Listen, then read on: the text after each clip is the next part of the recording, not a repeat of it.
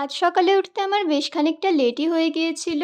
আমি এখন চেষ্টা করি একটু তাড়াতাড়ি ঘুম থেকে ওঠার, বাট ওই আর কি এক দিন লেট হয়েই যায়। তারপর উঠে বসে গেছিলাম এডিট করতে, আর এই ভিডিওটা অলরেডি পোস্ট হয়ে গেছে আমার ইউটিউব চ্যানেলে, তোমরা একবার চেক করে আসতে পারো।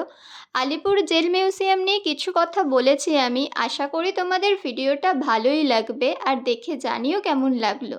আর আজকে লাঞ্চে আমার সব প্রিয় প্রিয় খাবার ছিল ভাত, পেঁয়াজ পোস্ত, আলু সিদ্ধ, আলু ভাজা, পটল ভাজা, মিষ্টি দই, টকের ডাল আর আমের চাটনি। আমাদের কাছে একটা নতুন ফুল হয়েছিল আর সেটাকে নিয়েই আমি একটু ন্যাকামি করছিলাম। সন্ধেবেলা আর বেশি কিছু খেতে ইচ্ছা করছিল না, তাই শুধু দুটো বিস্কিট খেয়েছিলাম। আর তারপরে মা বলল একটু দই কাতলা বানাবে, তাই জন্য দইটা একটু ফেটিয়ে দিতে, তাই একটু ফেটিয়ে দিচ্ছিলাম। আর দই কাতলা খেতে আমার ভীষণ ভালো লাগে। বেসিক্যালি এটা বাড়িতে কেউ এলেই বানানো হয়, বাট আজকে মা তাও বলল বানিয়েই দিই।